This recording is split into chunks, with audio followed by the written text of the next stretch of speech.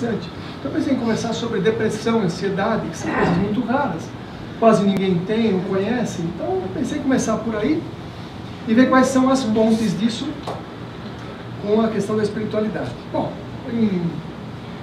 pedindo então que os amigos espirituais nos forneçam a sua proteção, o seu vento, a sua calma, que nós possamos ser instrumentos da força divina para trazer uma mensagem que possa ser útil para o crescimento nosso, da nossa família. Rapidamente, eu sou médico, já tenho 33 anos de formado, me formei com 15 anos por causa disso. E passei por várias fases. Eu digo que eu estou na minha terceira encarnação, na mesma encarnação, por isso que eu acho interessante a gente viver várias encarnações numa só, não precisa ir voltar e voltar, já fica aqui, né? Então, as várias fases, já fui intensivista, já fui pronto-socorrista, já trabalhei em ambulatório, já fiz toda a parte de alopatia, eu larguei tudo disso para ser um psicoterapeuta transpessoal, fiquei 10 anos trabalhando com psicoterapeuta transpessoal, regressão, não sei o que, fazia um monte de coisa nova, isso lá em ano 92, 95, aprendi muito, vi muita coisa e a vida me falou, volta para a medicina, tem que voltar para a medicina, e aí eu encontrei novas coisas, novas situações, a vida é muito generosa, né? E aí, nesses meus últimos 10, 11 anos de trabalho, eu vim aprender umas coisas novas e comecei a pensar a respeito. As pessoas me procuravam com depressão, com ansiedade. Eu falei, por que tem tanta depressão, tanta ansiedade? Né? Aí nós começamos a entender que o ser humano é composto de energia. E a questão é, como é que você lida com a energia? Eu estou querendo saber se tem algum engenheiro elétrico para fazer um aparelhinho, para medir energia. Quanto você tem energia, quanto está mais alta a energia, quanto está menos energia, porque a maioria das nossas dificuldades está na quantidade de energia vital. Isso que vocês estão fazendo é excelente, altamente terapêutico e saudável. Por quê? Aumenta a energia vital. Meditação é uma das melhores formas de aumentar. Por isso que as pessoas se curam com meditação, porque elas aumentam a energia vital. Basicamente, o ser humano adoece quando tem pouca energia vital. Agora, energia vital, segundo o conceito mais antigo da medicina alopática, tem a ver só com a célula, com a mitocôndria, com o açúcar. Mas não é só isso. A medicina chinesa, os acupunturistas dizem que nós temos fluxos de energia. Os esotéricos dizem que nós trocamos energia com o ambiente. Os espiritualistas sabem que nós temos centros de força e troca energia. E tudo isso vai ter um contexto de eu estou com mais energia ou menos energia. Então, o que é depressão? A gente começar a falar disso aí e fazer as pontas. Para mim, depressão não é uma doença. Depressão... Alguém já ouviu falar de depressão aqui? Teve um caso na família, por acaso? Ou passou por isso? Aqui não tem ninguém. Né? Você não fala uma coisa que ninguém sabe. Né? Então, depressão para mim não é uma doença. Depressão é uma falta de energia vital. E nós temos que entender como é que nós trocamos energia, como é que nós conseguimos energia. Então, 4 níveis nós vamos falar: física, emocional, mental e espiritual. Da parte orgânica, preciso trazer novidades da parte orgânica, porque tenho percebido, e a gente já conversou com a Beta, muitas das vezes as dificuldades estão orgânicas repercutindo no emocional. Então, como é que a gente ganha e gasta energia no orgânico? Né? Alimentação, exercício, sono, basicamente. Né? Como é que a gente dorme? Às vezes com quem a gente dorme. Que exercício que a gente faz? Tudo bem. Os atletas de ponta são todos doentes, né? Eles não ficam deprimidos, ficam doentes. E a questão da alimentação. Na questão da alimentação, eu tenho que falar algumas coisas novas, né? Que nós estamos hoje sendo levemente, discretamente, digamos assim, envenenados por alguns alimentos considerados bons e saudáveis. Literalmente estamos sendo envenenados, e esse envenenamento, ele não sei, o pessoal que gosta de conspiração tem umas explicações, mas a gente vai no básico. Então, alimentação, você pode ganhar energia ou perder energia. Quando o alimento é rico, é energético, você ganha energia. Quando ele é pobre em energia, ele rouba a energia do teu corpo. O açúcar, por exemplo, é destituído de todas as vitaminas do complexo B. Então eu gosto de imaginar os açúcares com umas boquinhas assim, onde tinham as vitaminas B. Quando você come o açúcar, ele entra no teu corpo e ele rouba a vitamina B do teu corpo. Então esses são alimentos vazios, alimentos que roubam energia. Poxa, mas eu fico bem com açúcar. Sim, igual as pessoas ficam bem com cocaína. Açúcar e cocaína, mesma família. Mesmo estímulo cerebral. Açúcar e cocaína, mesma coisa. Então, muitas pessoas acham que estão se alimentando bem quando comem açúcar. Uma vez uma paciente me procurou, doutor, eu estou deprimida.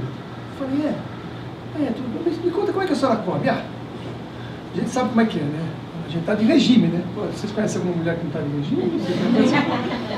O que a senhora come de manhã? De manhã é só uma coisa leve, assim, é um chazinho, né? Uma coisa leve, um chazinho, ou um cafezinho com 2 colheres de açúcar só para dar uma energia. Não come nada? Não. Tá bom. E depois? Não, depois do regime ele não come.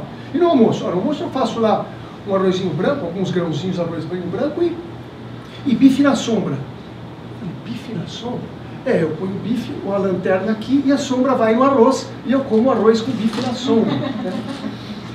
Eu falei, tá. E à noite? Não, eu já comi muito, né? Então não dá para comer mais nada. Então é só um chazinho. Eu falei, a senhora não está deprimida, só está com fome.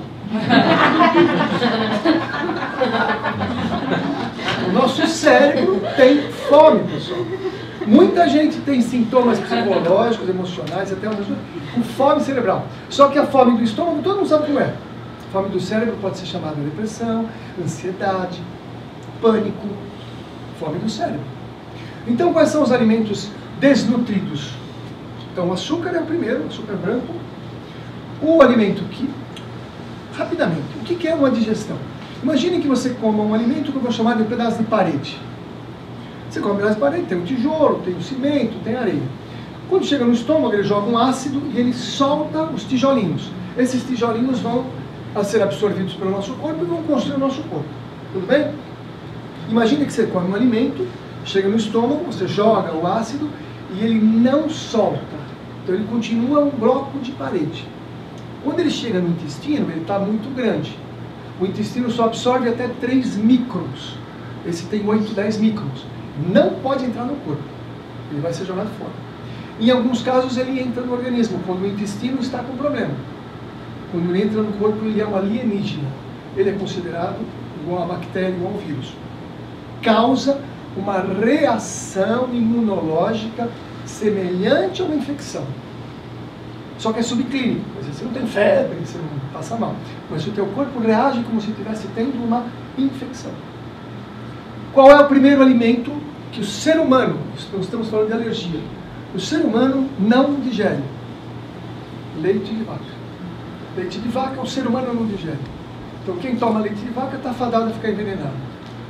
Com várias doenças, inclusive reumatológicas. E algumas neurológicas também. O segundo alimento que mudou o tipo de alimento, que é o trigo, que foi feito um trigo diferente hoje em dia, que tem um excesso do glúten, que isso não é moda, isso é uma descoberta, está pipocando em vários lugares do mundo, onde a ciência está mais avançada, o pessoal pega firme, vocês vão pegar alguns livros aí, o Barriga de Trigo, um livro que não sei se alguém já viu aqui, chama Barriga de Trigo. Dieta da Mente, baixa em PDF, é de um neurologista, dizendo assim: cansei de curar déficit de atenção, hiperatividade. Calculo que a maioria das doenças, demência, Alzheimer, Parkinson, estão ligadas ao uso contínuo do trigo. Nós estamos vivendo um momento muito especial com desinformação. Então, eu digo, não acreditem em mim, pesquisem. Barriga de Trigo, dieta da mente. Então, hoje em dia, nós temos esse alimento que foi mudado e ele é tóxico para o ser humano. Então, qualquer criança com hiperatividade melhora muito. A questão é que tem pediatra no Rio de Janeiro curando o autismo, tirando o glúten. Curando o autismo, tirando o glúten. Então, se não vem na beta para tratar o autismo, pelo menos tira o trigo. Não, tem que fazer alguma coisa. Claro que eu estou radicalizando, mas eu estou dizendo que vocês precisam... Temos que falar da alimentação. Nós comemos muito mal e mal informados. Existem maneiras de mudar a nossa alimentação para que a gente tenha mais energia. Nós perdemos energia, ganhamos energia através do sono. Hoje em dia, a gente gosta de dormir 2 horas da manhã, 3 horas da manhã, depois compensa, dorme até as 10. Nosso ciclo biológico não é esse. É dormir 11 horas e acordar às 6. Sim. Porque a gente precisa formar alguns hormônios que só são formatados no nosso organismo às 2 horas da manhã. Um dos principais hormônios às 2 horas da manhã é o hormônio do crescimento. Alguém já ouviu falar do hormônio do crescimento? Quem vai à academia adora o hormônio do crescimento, né? Tá louco para usar, porque é um super hormônio, um hormônio rejuvenescedor, tal, e que é chamado hormônio do crescimento, mas na fase adulta é o reparador, é o que repara. E é produzido às 2 horas da manhã. Então, se às 2 horas da manhã você está respondendo e-mail com de inveja, é o WhatsApp, né? Não, é difícil acompanhar o pessoal, viu? Agora não tem mais e-mail, agora que eu estou entendendo e-mail, vocês já estão no WhatsApp, é difícil assim. Então, você está perdendo uma nutrição importante do teu organismo. Então, mudar e exercício. Exercício também é outra coisa, é outro. Não adianta fazer 2 horas de academia, porque você passa do limite. Se você passa do limite, o teu corpo não consegue, só recupera. Passou do limite, você recupera. O ideal é ir quase até o limite. Você vai até o limite, você vai sempre ganhando um pouquinho. Método Nuno Cobra, não sei se alguém já ouviu falar. Legal?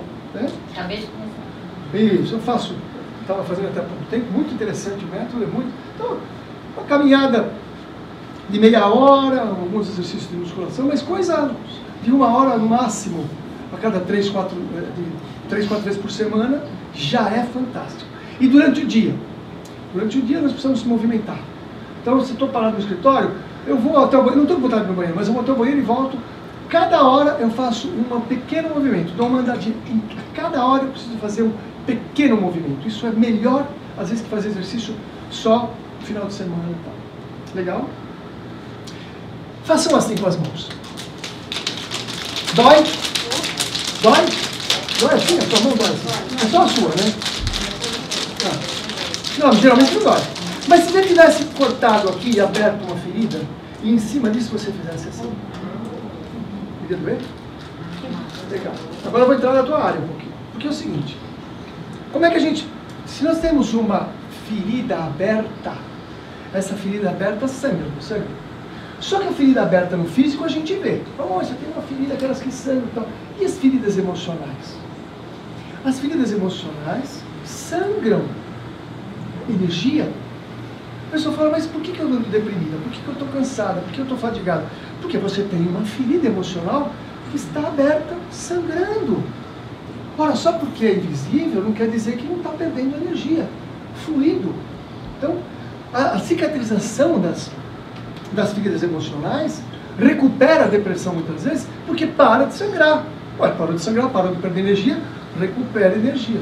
Eu costumo brincar que antigamente, de empresa, agora começou antigo, chamava concordata. Alguém sabe o que era concordata? Hoje é outra coisa, né? Hoje tem outro nome aí, recuperação judicial. Olha que bonito. Eu sou do tempo da concordata. Então eu digo que o nosso organismo tem um sistema econômico de energia. E quando a pessoa está em depressão, ela está em recuperação judicial. Não paga ninguém, não fala com ninguém, não tem dinheiro para nada. Não é assim o deprimido? Só fica 2 anos daquele jeito. Só tiver um tio rico que põe energia, aí a pessoa sai da recuperação judicial, paga as contas, não é assim?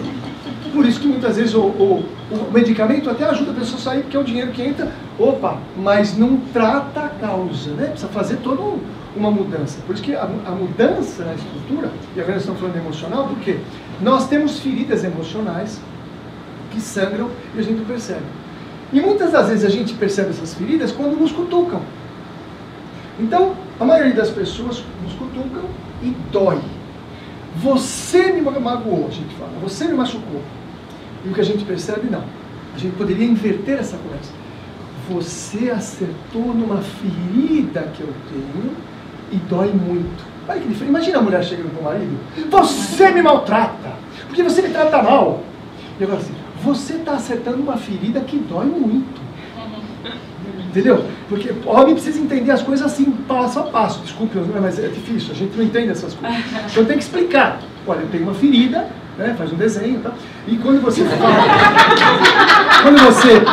faz isso, você acerta esta ferida, e aí eu tenho dor e eu grito. Mas e vice-versa. Né? Então o que acontece? Eu gosto muito da visão da física quântica, né? Ou da psicologia, que nós vivemos num mundo de espelhos. Nós vivemos num espelho. A física quântica fala, tudo é irreal. Não existe nada lá fora. É tudo ilusão. Alguém aqui assistia Star Trek? Né? Isso não é tão velho, né? Star Trek tinha uma sala, que era uma sala virtual. Vocês lembram dessa sala? Ele entrava lá, o capitão, era vazia. Computador, quero 1900 e pouco, faroeste, um salão. Já montava tudo uma coisa virtual, holográfica, era sala holográfica. E demais aquilo, porque ele montava, ele dançava com as pessoas, e tinha, era tudo, mas era tudo holográfico. Essa imagem para mim é muito forte, porque, segundo a física quântica, nós vivemos uma holografia. Vocês não existem. Vocês são pontos luminosos que o meu cérebro pega e constrói a minha holografia. Então, a minha holografia é diferente da holografia de cada um aqui. Como meu computador é que constrói a minha holografia, eu vou enxergar em vocês o que eu posso enxergar. O que eu consigo enxergar. Então, vocês não existem. Ou melhor, tudo que vocês me mostram são reflexos do meu computador holográfico. Então, quando uma pessoa me faz alguma coisa, a pessoa não está me fazendo alguma coisa. O meu computador holográfico encontrou uma maneira de me mostrar uma coisa que eu preciso ver através de uma pessoa. Muito confuso? Vamos repetir. Todas as pessoas são espelhos, segundo uma psicologia, segundo a física quântica, tudo é holografia, tudo é... Então, o que acontece lá fora é reflexo do que eu tenho aqui dentro. Aí eu gosto daquela máxima de um filósofo que ele diz assim: a agressão, eu sou passivo. Na mágoa, eu sou ativo. Se uma pessoa vem e me agride, eu estou parado, me deu uma agressão. Eu, no máximo, podia ter falado que eu bati com a minha cara na mão dele, né? Foi uma briga de 3 caradas na mão dele, você tem que ver como ficou a mão dele, né? Mas eu sou passivo, porque eu fui agredido. Na mágoa, eu sou ativo. Aconteceu comigo. Eu estava na clínica, chegou o rapaz lá, o carteiro, e entregou uma conta. Estava lá, entregou, estava tomando um cafezinho, entregou a conta de luz para mim, tudo bem, cumprimentei, peguei a conta de luz. Quando eu abri a conta de luz, eu tomei um susto, isso faz tempo, nem estava tão... Falei, não, o que é isso? Eu magoei na hora, fiquei magoado com a Eletropaulo. Falei, o que é isso? 3 vezes maior a conta, já fiquei magoado, já fiquei pensando, que absurdo, como é que é isso aqui, estão fazendo um gato, já fiquei magoado, né? E eu estava ali, quando eu ia começar a reclamar, eu olho melhor, era do vizinho, que era um bar lá, o cara gastava muito mais que eu. Falei, desmagoei na hora. Já peguei a conta, falei, só por favor, isso aqui não é para mim, né? Esse filósofo diz assim: quando alguém te faz um insulto, diga, errou o endereço. Se alguém chega para mim e falar, você é desonesto, e eu tenho dúvidas, eu vou pegar aquela conta e vou pagar. Imagina se eu tivesse pago aquela conta da Eletropaulo, a confusão que ia dar, para receber de volta, não sei o quê. Quando a gente aceita o insulto, é porque você está aceitando, você está participando do processo. Agora, se você é desonesto, eu sou desonesto, essa conta é minha, não. Então ele deve estar holograficamente projetando em mim alguma coisa dele. Então eu não vou pegar essa conta para mim. Puxa, tudo bem, mas eu estou lhe devolvendo esta conta que não é minha, de alguém que você, aí no teu computador holográfico, está projetando em alguém. E eu não preciso pagar essa conta. Uma maneira de eu não precisar ficar magoado, machucado. É assim que a gente faz? É? Ou não? Normalmente a gente faz isso. Porque aí depois que a gente já pagou a conta, aí não tem para quem reclamar, vem para a Beta, pelo amor de Deus, me ajuda a pagar essa conta. Né? Chama o cara, chama o não sei quem, vai, não sei o quê, para poder... É um trabalho. Então, eu costumo dizer que o processo diário de a gente ficar, opa, isso é meu, isso não é meu. Mas eu gosto de 2 notícias também, que eu acho muito interessante. Baseado nisso, 2 notícias, uma boa e uma ruim. O que vocês querem? Uma boa ou uma ruim? A ruim. Quem que é a boa? Eu quero a boa. A boa? Nossa, quase ninguém quer a boa. Quem que é a ruim? Você vai falar as duas? Você vai falar as Vou duas? falar as duas, Mas tem gente que não quer nenhuma. Então tá bom, eu vou dar a ruim primeiro. Baseado nesse conceito, nós somos 100% responsáveis pelo que nos acontece. É muito ruim. Eu não posso mais reclamar. Eu não posso ser mais vítima. Porque quando eu não sou responsável, Tudo bem. Olha, a pessoa me fez mal. Ah, o meu marido me fez mal, minha mulher me fez mal, minha sogra, o governo, o Deus. Eu terceirizo o problema e eu sou vítima. Eu não tenho nada a ver com aquilo. Eu sou vítima. E é muito bom você ver, é uma delícia ser vítima. Fala a verdade, não é gostoso ser vítima? Quando você pode chegar para alguém e falar, meu Deus, você não sabe o que aquela pessoa fez comigo. É uma delícia. Porque a gente terceiriza o problema, a gente fica... Aí ela que se vire lá para tirar os nossos, né, para falar que... Então essa notícia é ruim. Não somos mais vítimas. Tá? Desculpa, mas tudo bem. Mais trabalho para você, né? Tá? Posso dar uma notícia boa agora? Nós somos 100% responsáveis pelo que nos acontece. É a mesma notícia. Por quê? Opa, então eu tenho o controle da minha vida? Ah, eu tenho o controle da minha vida. Eu posso mudar e posso ir para onde eu quero? Posso. Opa! O ônus de não ser vítima me traz a coisa boa de eu ser um controlador. Eu posso controlar a minha vida. Controlar no sentido de que eu posso... Né, eu não estou mais à mercê do que os outros fazem, das intempéries de fora. Eu estou podendo trabalhar o que eu quero na minha vida. Pode acontecer tudo, mas eu posso me trabalhar. Eu não preciso ser atingido. Uma vez uma entidade espiritual falou com um amigo meu uma coisa muito interessante. Que a tempestade de fora, a perturbação de fora, não perturbe a tua paz interior. Já pensou? Pudéssemos ficar, né, com a perturbação aqui fora e a gente aqui. Como se fosse um processo quase de meditação contínua, mas no sentido de que as ondas vão vir, todos nós vamos ter problema. Mas a maneira que eu interpretar, a maneira que eu trabalhar esse problema, vai ser a maneira que eu vou reagir, ou mais ou menos. Eu costumo brincar, às vezes, que, por exemplo, digamos que eu tivesse deixado meu carro lá fora, e eu não tenho, mas tivesse muito medo de ser assaltado. Tenho medo de assalto, eu fico olhando no meu carro, não sei o quê, eu saio e fico olhando, eu tenho medo. Então eu deixei no meu carro uma sintonia, uma frequência vibratória de medo de assalto. Tudo bem? Medo de assalto é como se fosse um perfume.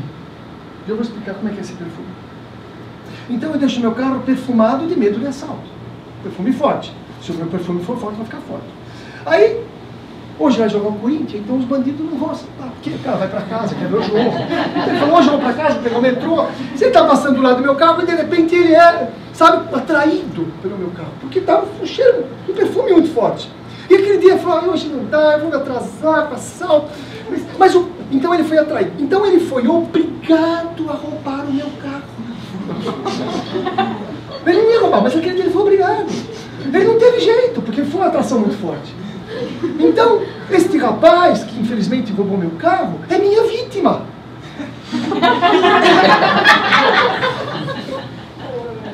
Tudo bem? Porque se eu não tivesse deixado o perfume de assalto de carro, ele teria ido embora para casa e não teria cometido mais um. Olha como é uma visão um pouco diferente, não sei se vocês concordam, né? Mas é uma visão que eu posso colocar. Então, se eu não baixar a minha frequência, o meu carro não vai ter... Como é que eu falo perfume? Eu gosto muito. Vocês já leram alguma coisa de Rupert Sheldrake? Fantástico. Rupert Sheldrake. Ele é um biólogo inglês. Que ele começou a observar os animais. Então ele percebia um cardume de peixes. Né? Cardume tem que ser de peixe. Então tudo, um cardume. E esses cardumes, vocês viram como eles se movimentam? O movimento? Todo igual. Pô, ali tem milhares de peixes. Como é que eles se movimentam todos ao mesmo tempo? O primeiro chega para o segundo e fala, vou virar para a direita. O segundo fala para o terceiro, vou virar para a direita, né? Na água, falando, comunicando. Pô, chega no quinto, já foi, né? Já bagunçou. Não. É ao mesmo tempo, todos viram para a direita. Ele ficou observando e falou, pô, como é que esses caras fazem isso aí? Como é que eles se comunicam? Vocês podem ver uma manada, os cavalos estão correndo um monte aqui. De repente viram todos para cá. Pode ver. Não é que, puxa, não.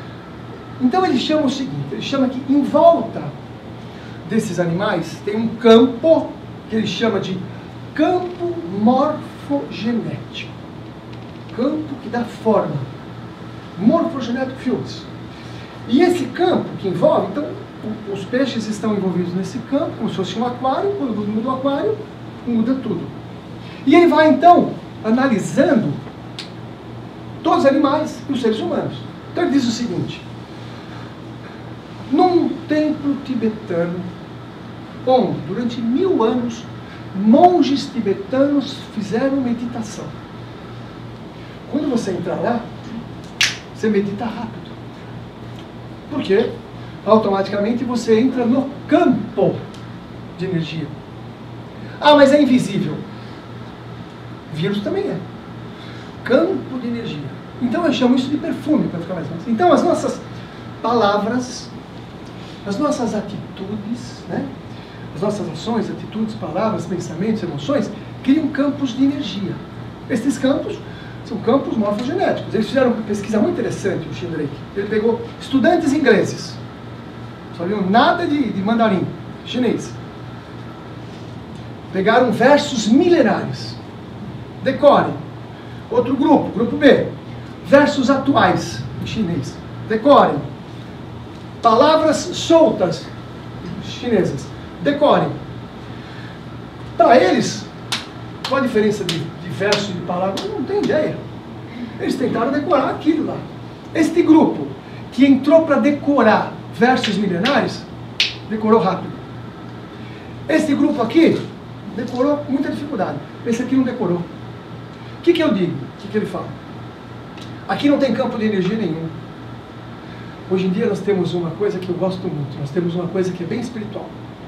Chama internet. Onipresente, onisciente. Não parece Deus? Em todo lugar.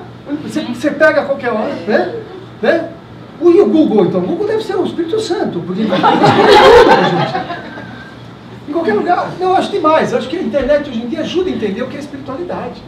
Né? Então eu digo que assim, esse aqui não tem nuvem, não tem nada de arquivo na nuvem nenhum.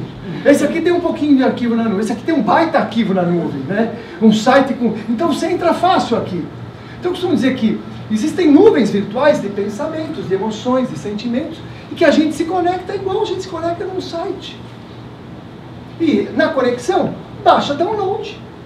Não baixa download? Dependendo da velocidade da internet, que é a velocidade nossa, né? Porque tem gente que vai meditar, parece a velocidade de escada da internet. Né? Tem gente que já tem 10 gigabytes, já tem gente que... Aí a nossa ligação é que faz a sintonia com essas nuvens que a gente se conecta e baixa download. Aí a pergunta que eu faço é, segundo o que a gente vai aprendendo com o Shindrake, tá, onde eu estou conectado? Em qual nuvem? Em qual padrão vibratório? E aí é uma escolha nossa. Porque dependendo da escolha da nuvem, do site, né? Porque a internet tem muita coisa boa e muita coisa ruim. Não é a opção do freguês de entrar no site, não. E as pessoas entendem, e aí eu acho interessante que as pessoas falam, qual é o problema de entrar num sitezinho na internet? Eu falei, você não sabe que mundo paralelo você está entrando, nós não conhecemos a internet ainda. Já vi gente ficar doente gravemente de entrar em sites de baixo padrão e ser contaminado energeticamente e ficar piradinho mesmo. Por quê? Aquilo é uma janela, aquilo é um portal, uma janela. Você abre tua janela, deixa aberto para entrar qualquer um, a internet é uma janela, a televisão é uma janela. De que tipo de... mas é só um sitezinho que eu estou... A gente não tem ideia do nível de dimensão que está entrando ali. Porque aquilo está conectado. Hoje em dia tem coisa na nuvem, dá para deixar as coisas na nuvem? Eu acho tão legal deixar na nuvem, eu acho ótimo. Eu não entendo, mas eu acho ótimo. Porque aí eu falo, pô, legal. Então, como é que é a minha conexão? Estou me conectando com que site, com que padrão, e qual é o campo morfogenético, o campo energético, que eu estou construindo na minha casa. O que eu assisto na televisão, o que eu vejo na internet, o que eu converso, os meus pensamentos, as minhas atitudes, eu vou criando, eu vou gerando campos de energia. Esses campos de energia são invisíveis. Ora, você entra aqui nessa sala, nossa, parece que nós estamos em outro mundo. Não é mundo paralelo aqui? Porque intenção positiva, de trabalho, de crescimento, exercício, de sempre... Nossa, aqui é outro mundo. Aqui é outro padrão de energia, é outro campo morfogenético. Um pacientezinho chegou para mim uma vez, um rapazinho, falou que estava deprimido. Eu estou muito deprimido, estou pensando em me matar. Estou pensando em me matar? O que aconteceu com você? Não, eu fui fazer uma prova, eu não passei, estou pensando em me matar. Meu Deus, que é isso? Né? Vamos conversar, me explica melhor. Não, foi depois, mas que prova foi essa? Não, foi uma prova que eu fui fazer de um colégio técnico. Tem aí, não sei o que, curso profissionalizante. Sim, mas você tem 14 anos, qual o problema? Não sei. Como eu fui mal nessa prova, eu acho que eu tenho que me matar.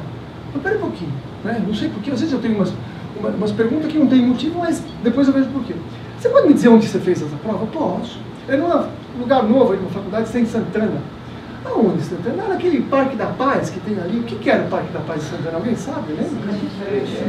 O presídio. Eu falei, como é que foi? Eu falei, não, eu estava lá fazendo a prova, começou a me dar um mal-estar, uma agonia, uma angústia. Eu não consegui terminar a prova, eu fui mal, eu virei e fui embora. E eu estava mal, pensando que a minha vida não serve para nada, que eu já não presto para nada, que eu não consigo fazer nada. 14 anos. Eu falei, pô, isso não é dele. E aí daí foi, doutor, tem uma coisa muito, muito curiosa que aconteceu comigo. As pessoas gostam de me contar coisas curiosas, porque eu gosto de saber também, né? Eu entrei no metrô, estava lá sentado, mal. Aí veio um rapaz, todo tatuado, os cabelos, aqueles cabelos, tudo, cara, com umas coisas estranhas. Ele veio, ele olhou pra mim assim, ficou olhando pra mim e desmaiou. No trem, no metrô. Eu fiquei assustado. Falei, imagina o que ele viu, né? Imagina o que ele viu. O cara, olha a sintonia. E eu falei, pelo amor de Deus, amigo, o que você fez? Você se contaminou vibratoriamente. Alguém pode falar, mas será que foi o espírito? Não precisa necessariamente ter uma entidade espiritual. Ele pode ter entrado no campo morfogenético. Veja que eu estou falando numa linguagem científica, campo morfogenético. O perfume que alguém deixou ali, que ficou preso muito tempo, que morreu, que ficou lá, e ele se contaminou. Por que ele se contaminou? Aí precisa falar para a Beta, por que alguém vai se contaminar? Justamente ele, aí eu não sei. Mas que ele se contaminou, e ele saiu de lá com um padrão energético, vibracional, mental, não era dele. Correndo o risco de suicídio, né? Por quê? Entra nesse padrão de energia. Nós nos contaminamos com energias. Energias são perfumes. Então eu digo, o que a gente fala, o que a gente age, o que a gente pensa, são perfumes que a gente exala o tempo todo. Pra vocês terem ideia da potência de um perfume, uma borboleta, fêmea, quando entra no cio, ela libera um feromônio. Imagine a quantidade de feromônio que uma borboleta deve liberar. Imagine a quantidade. Que a borboleta macho a 1 quilômetro percebe e vem atrás da borboleta. Isso é o que nós estamos falando de potencial. Claro que não estamos falando de perfume, estamos falando de outra coisa. Estamos falando de energia, de vibração, que a gente pode chamar de campo morfogenético. Eu gosto de campo morfogenético porque quem não acredita na parte espiritual, nesse sentido, pode entrar por aí, né? Você vai entender. O Dr. Sheldrake também, ele fala que escreveu um livro, os 7 experimentos que podem mudar o mundo. Num deles ele fala assim, textualmente, o seu animal de estimação sabe quando você está chegando em casa. Alguém tem animal de estimação? Sim. Sabe ou não sabe? Sabe. Só que ele provou. O que ele fez? Trabalho científico. Pegou uma câmera, filmou o cachorrinho lá na casa e filmou o dono. Então o dono estava lá sendo filmado o tempo todo, chegava na esquina, o cachorrinho já ia na porta, já esperando o dono, porque eu já sentia. Só que ele achou interessante, porque alguns cãezinhos e gatos, eles já iam na porta antes do dono sair do escritório. Por que ele já ficou aqui? Eles foram tentar ver. Quando o dono pensava, vou embora, o cãozinho já ficava na porta. Pelo menos os cães são telepatas. Pelo menos.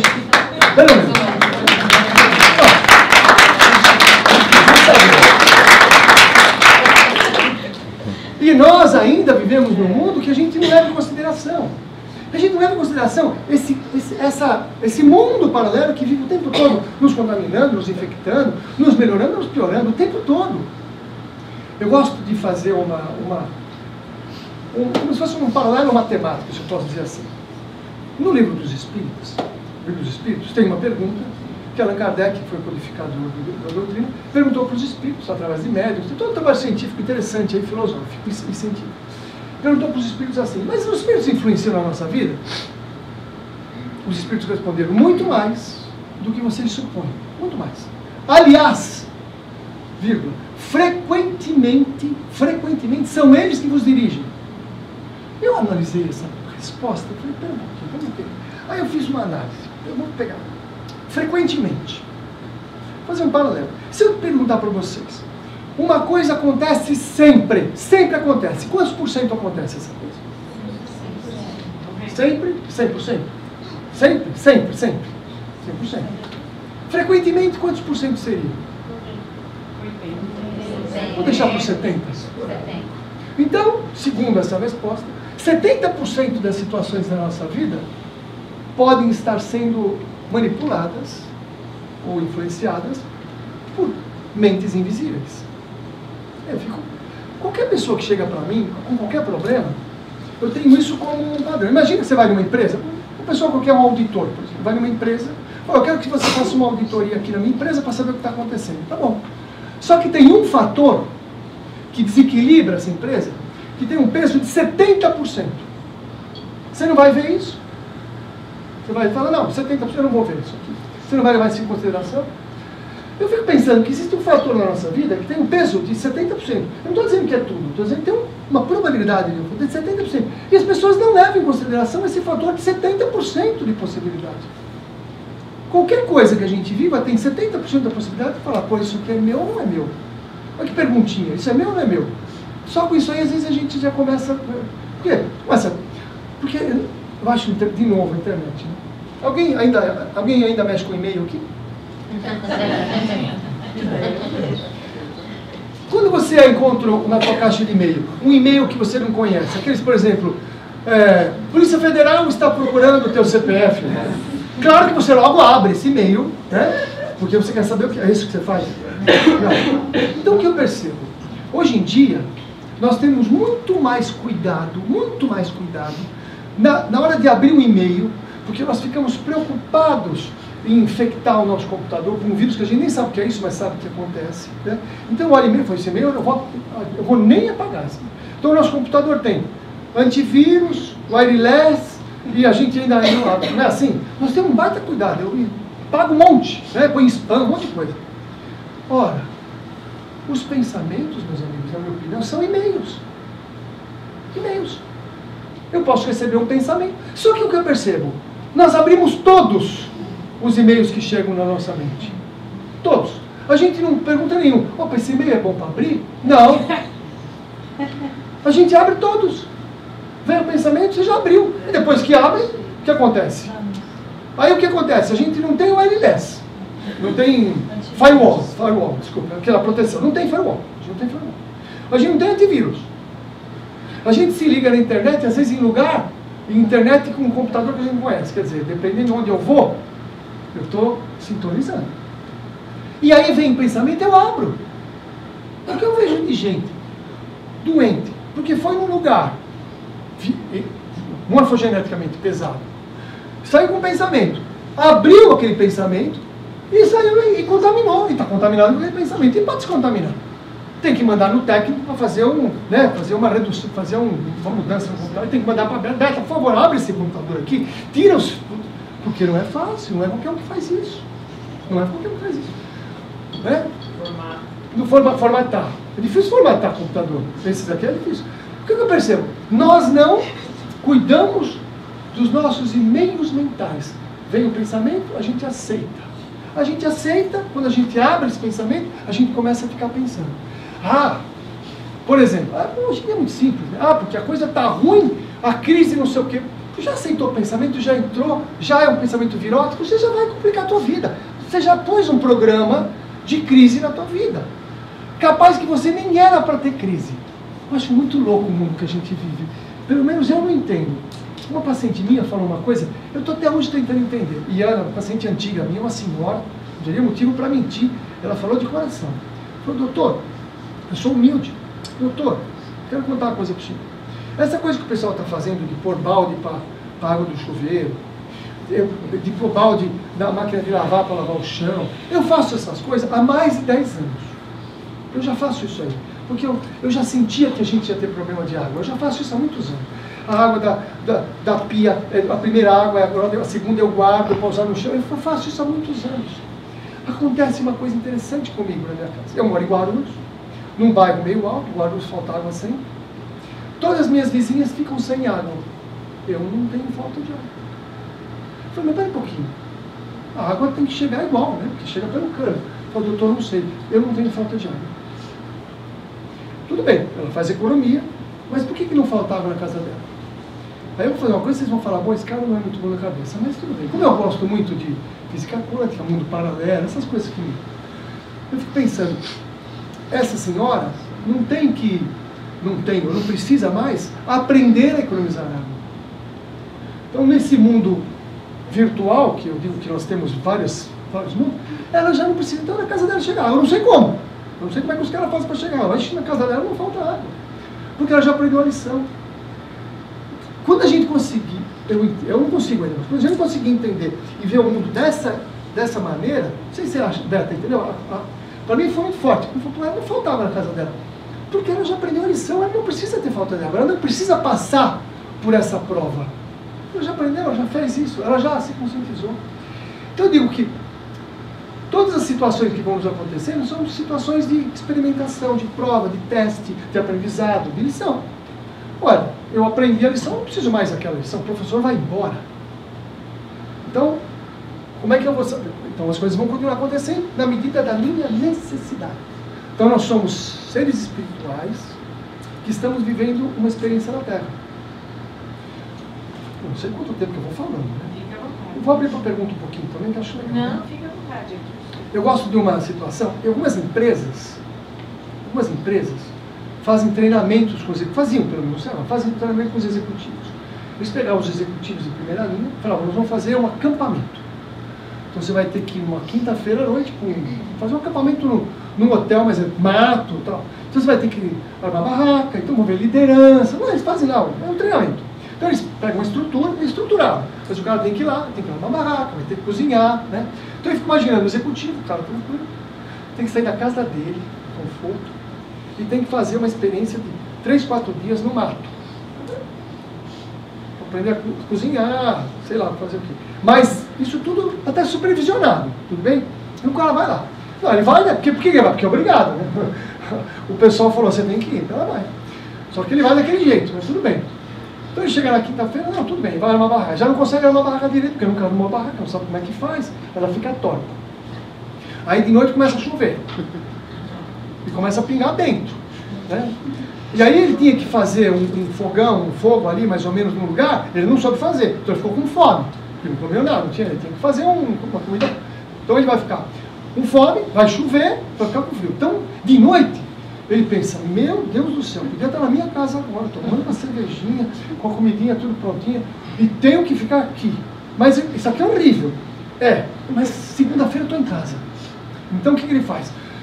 Respira e fala, bom, eu tenho que mostrar pelo menos para os meus chefes que eu, né, pelo menos eu tenho um pouco de iniciativa, né? Ele vai lá e ele engole aquilo e segura legal. Aí na sexta-feira a mesma coisa, tem que caçar e vai e machuca o pé porque não sabe usar no mato e só vai aprontando, fica com fome, com frio. E tem hora que ele fica em desespero, quando ele está desesperado, que ele vai desistir, ele fala, pô, mas eu vou ter meu trabalho, eu não posso desistir. Isso porque tem gente supervisionando, câmera, tudo bem, mas o cara tem que se virar, sobrevivência para saber como é que ele se vira. Mas o que faz ele suportar? Porque ele sabe que segunda-feira ele está em casa. Por pior que seja a situação, ele vai voltar para casa segunda-feira, vai estar a família esperando ele, acolhendo ele, e ele vai poder voltar e ficar tranquilo. Então ele suporta, sem reclamar, porque se ele reclamar também não adianta. O chefe fala, pô, você reclamou o tempo todo, o que adiantou esse treinamento? Certo? Vocês concordam que é interessante a pessoa ter suportabilidade? Legal. Ora, o que é isso? Eu faço um paralelo com uma encarnação. Eu sou reencarnacionista, vocês perceberam. O que para mim é uma encarnação? É um final de semana na Terra. Acampamento de terra. Porque isso aqui é um acampamento. Né? Então tem frio, tem dificuldade, tem problema.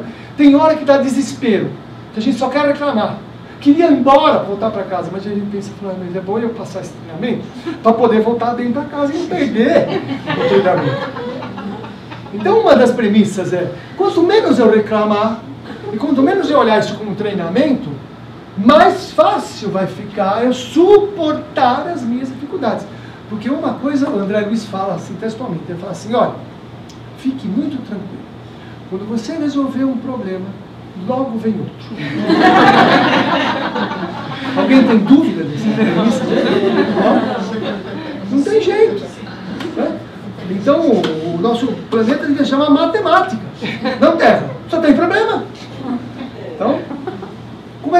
a minha proposta sempre é assim: como é que nós vamos construir metáforas, que eu estou construindo algumas metáforas para vocês, como é que vamos construir metáforas para que o trânsito aqui na Terra seja o melhor possível, que a gente possa aprender o máximo possível, que a gente possa crescer com as dificuldades, por pior que elas sejam. Porque segunda-feira nós estamos de volta em casa. E a família vai nos receber com os braços abertos, dizendo: que bom, você passou no treinamento. Mas se você desistiu do treinamento, se você não fez as coisas, eles vão falar: puxa, que pena, você perdeu o treinamento, você vai ter que voltar para treinar de novo. Tem gente que já está voltando umas 300 vezes para treinar. Cada vez que volta, fala: não quero. Então, outra metáfora que eu acho fantástica também, essa está no Evangelho, inclusive. Imagine que você está devendo 100 mil reais. Você está devendo 100 mil reais para uma pessoa. Você não tem nada. Zerou. Não tem nada. Aí a pessoa bate na tua porta. Fala: meu Deus, o cara vem cobrar 100 mil. Ele entra e fala: ó, hoje eu estou tranquilo, passei com a Beta lá, fiquei legal. Eu vim bater um papo com você aqui. Eu vou fazer o seguinte: me paga 1.000 reais que eu quito a vida. Mas eu não tenho nada. Pô, então eu vou fazer o seguinte: eu vou pegar a tua televisão, vou pegar teu sofá, vou pegar teu fogão, vou pegar tua cama, vai dar 1.000 reais. Eu levo embora e eu quito 100 mil. O que vocês acham? É um bom negócio ou não? O que vocês acham? Tudo bem? É bom? Ou não? Ótimo. Você vai ficar sem a televisão, tudo, mas você quita 100 mil. Tudo bem? O que nós, entre aspas, precisamos aprender, pagar é uma coisa, mas o que a gente precisa aprender é 1% do que a gente deve. Então o Evangelho diz isso.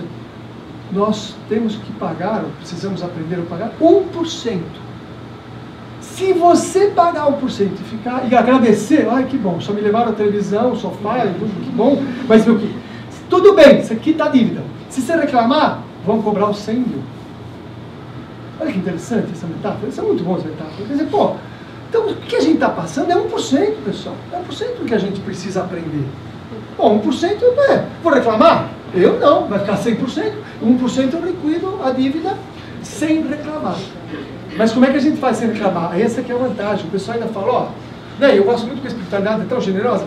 Você pode assistir televisão na casa do vizinho, entendeu?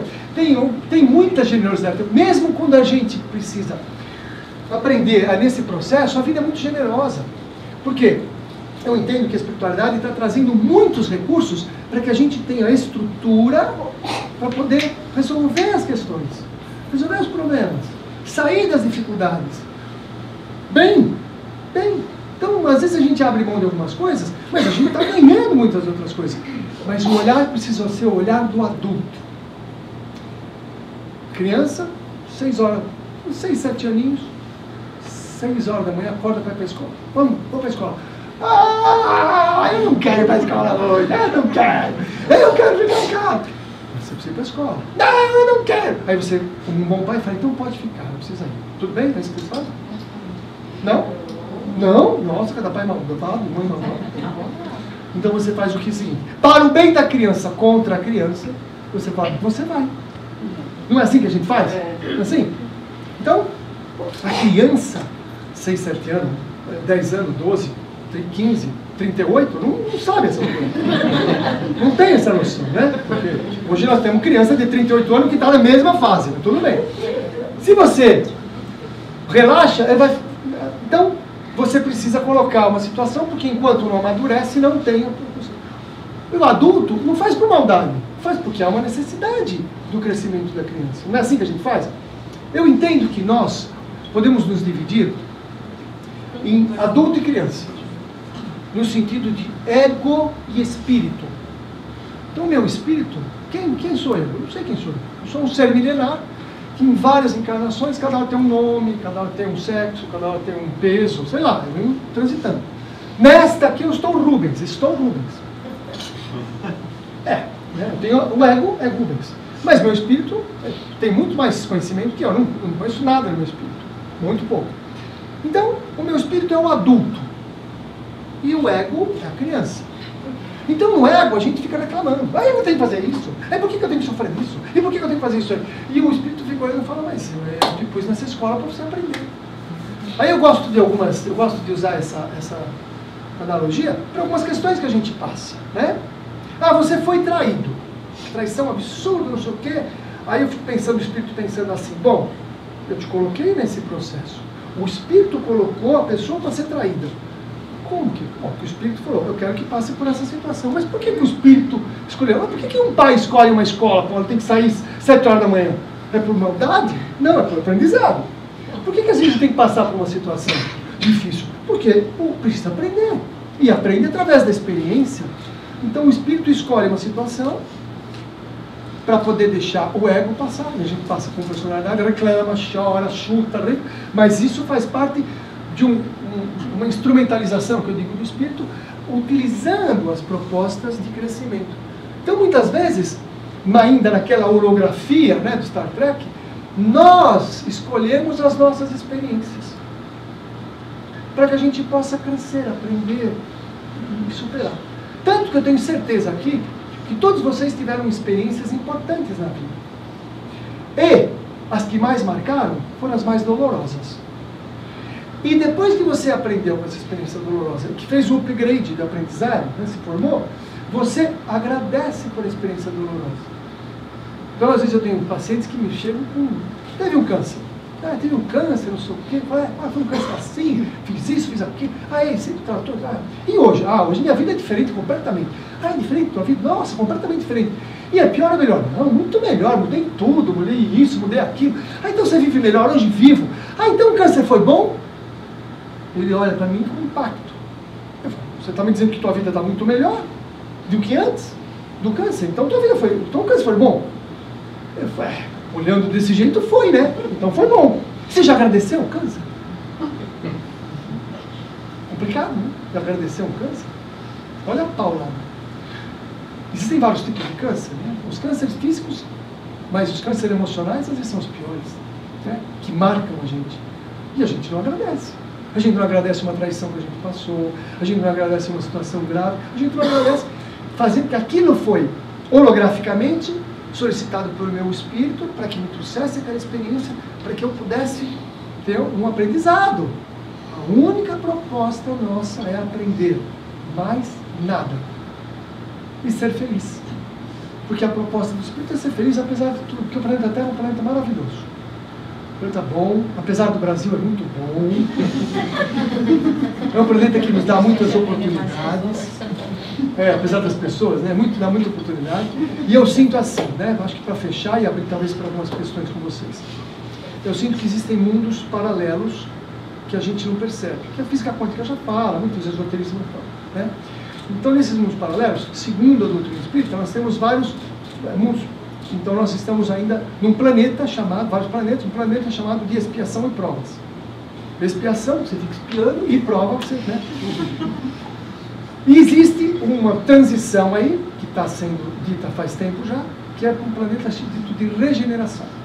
A diferença básica de um planeta de expiação e provas para um planeta de regeneração é que, no planeta de regeneração, o mal existe, mas não predomina. O planeta de expiação e provas, o mal predomina. Então isso é básico. Aí eu comecei a pensar nisso. Eu falei, bom, pera um pouquinho. Então, expiação e provas, tal. Essas coisas não são abruptas, né?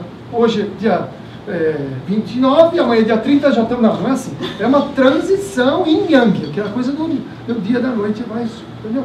Então, nós já estamos. Aí eu fico me perguntando, será que já existe, então, no nosso planeta, uma porção, mesmo que seja menor, de regeneração? Então, eu começo a pensar, o mal não predomina. Então, eu penso assim, bom, existem alguns países na Europa, o rapaz me falou, ele foi fazer um estágio na Alemanha.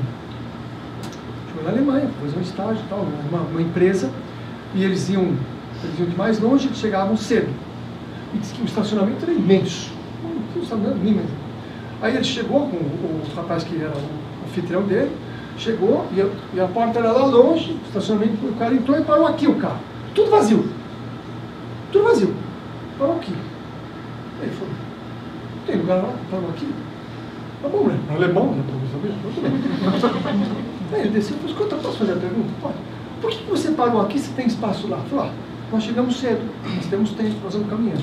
A pessoa que chega atrasada, para lá. O cara enfiou a cabeça, sabe? Alguém já pensou nisso aqui? Imagina, a gente já chega pra ir lá. Eu pensei diferente, eu pensei assim, ele foi esperto, estacionou lá longe, porque na hora de ir embora vai ter um monte de engarrafamento e ele já tá na parte de sair. Você vê, já não conheço. Não pensa também. Não, eu não pensei. Ele parou pensando no outro que vai chegar atrasado, que vai parar perto. Olha que coisa. Eu até hoje... Imagina, entendeu? Então eu fico imaginando que existem alguns lugares no planeta que onde existe o mal, mas não predomina. Existem alguns lugares do planeta onde o mal está pior ainda. Infelizmente, em alguns lugares da África, a gente nem imagina o que acontece lá. Parecem planetas ainda mais inferiores, né? Antes do expiação e prova. Então eu sinto que existe uma transição. Se a gente vier para o Brasil, a gente vai pegar algumas cidades ainda que existe o mal, mas não predomina. As pessoas vivem bem, ainda deixam a janela aberta, a porta aberta, conhecem as pessoas, cidades do interior, tá? Existem lugares que você não pode nem sair à noite. Em São Paulo, existem bairros que o mal predomina, as pessoas vivem bem, tranquilo. E existem bairros que você não pode sair à noite. Então eu comecei a pensar que isto é uma questão, não é uma questão territorial, é uma questão vibratória, campos morfogenéticos. Então, o que eu faço comigo? Eu fico entendendo que isso é uma questão de energia mental, campo morfogenético. Campo morfogenético. Rupert Sheldrake. Vale a pena ler. Se eu conseguir me manter aqui, eu fico fora desse mundo. Eu fico num outro mundo. E eu digo que a minha vida pessoal, eu já vivo num mundo de regeneração. Eu não tenho, existe o mal, mas não predomina. Não sou assaltado, eu não tenho problema com funcionários, a minha casa tem uma dificuldadezinha, mas a gente resolve fácil, cada vez melhor. Então eu falo, eu estou vivendo um momento muito bom.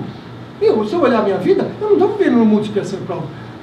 As coisas vêm para mim, eu faço o que eu gosto, eu trabalho onde eu quero, eu vou a pé trabalhar, eu me realizo. Eu falo, eu estou vivendo isso. Eu preciso manter o meu padrão para manter aqui. Mas depende de mim não cair aqui. Então isso eu digo que é possível. Eu conheço pessoas.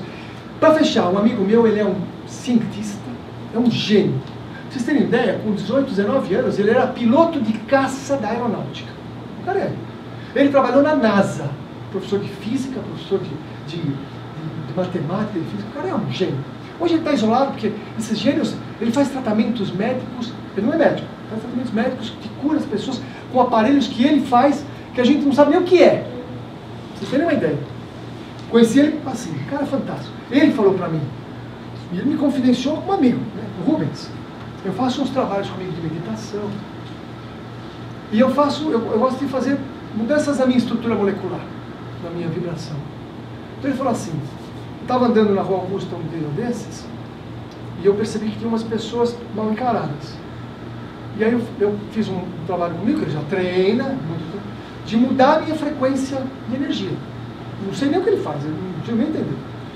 E o que ele fez? Ele mudou a frequência de energia dele e ele passou pelas pessoas que não viram ele.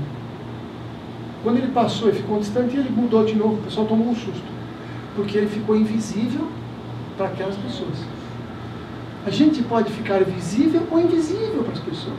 Não é só no mundo espiritual, que diz que tem espíritos em várias graduações, que tem frequências, nós também. Então, assim, quando nós estamos numa frequência diferente, nós ficamos invisíveis para algumas pessoas deste mundo. Isso é uma opção nossa. Ele fez uma experiência com ele, porque ele já é um upgrade, né? Mas a gente pode. Eu quero viver bem, então eu vou manter este meu padrão. Isto depende de mim. Eu não estou dizendo que é fácil, não estou dizendo que é simples, estou dizendo que nós precisamos trabalhar. Acho que é por isso que vocês estão aqui, né? De noite, muita gente veio do trabalho, fazendo meditação, buscando. Essa é a proposta. Mas, amigos, o planeta Terra tem uma metáfora de nós somos 3 situações. Aqui é uma prisão, um hospital ou uma escola. Quem quer prisão? Quem quer hospital? Quem quer escola? Não adianta ficar no recreio. Obrigado.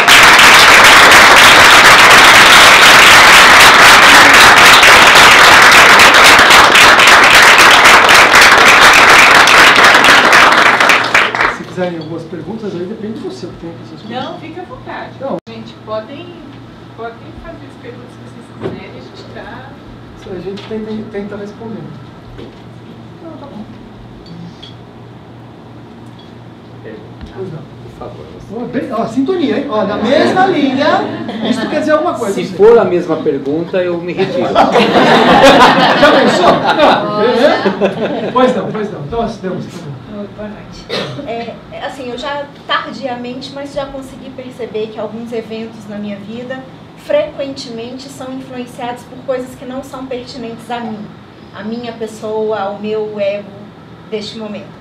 O que eu venho tentando me questionar e não consigo resposta, eu percebo a importância que eu teria de criar uma barreira, de bloquear esses pensamentos, esses eventos que acontecem. Mas como? Acho que isso seria, e eu fico pensando, ao mesmo tempo que seria interessante para eu me poupar desses eventos adversos, será que se eu me poupasse desses eventos adversos, eu não estaria me poupando também de experiências? Até que ponto eu preciso vivenciar? Eu estava andando na Suécia, 15 anos atrás, com um amigo meu que ia fazer palestras espíritas lá. Caminhando, de repente eu comecei a me lembrar, quando eu tinha 5 anos de idade, numa vilinha do Tatuapé que eu morava. Eu falei, Suécia com Tatuapé há 50 anos atrás, sei lá como foi, não tem nada a ver. Mas me lembrei, veio à minha mente. E eu fiquei tentando entender o que estava acontecendo. Eu sabia que acionou no meu computador cerebral um registro que eu tinha. Eu fiquei observando. Como eu sabia já dessa história, eu fiquei observando. Falei, tem um estímulo aqui que eu nem sei o que é, mas está lembrando. A gente estava andando, caminhando numa espécie de parque, que a gente ia chegar no lugar. E fomos caminhando, e eu comecei a perceber que tinha uma coisa diferente, que era um cheiro forte que eu não identificava. Falei, esse cheiro, mas o que é esse cheiro? Eu não entendi, a gente andando e eu pensando. Aí, nós fizemos uma curva e vimos, tinha uns animais ali e tal. Quando eu olhei, identifiquei o cheiro, vinha de umas cabras. E eu fiz a pergunta, o que a cabra tem a ver comigo no Tatuapé há 50 e poucos anos atrás? Aí veio a cena inteira. Quando eu tinha 4, 5 anos de idade, vinha um homem com as cabras, o cabreiro, né, com as cabras, tirava leite na hora e eu tomava, ficou impregnado. E pelo fato é o que mais impregna. Então, um estímulo às vezes traz uma situação. Então, por que eu quis falar isso aí? Porque algumas situações, elas entram num estímulo da gente.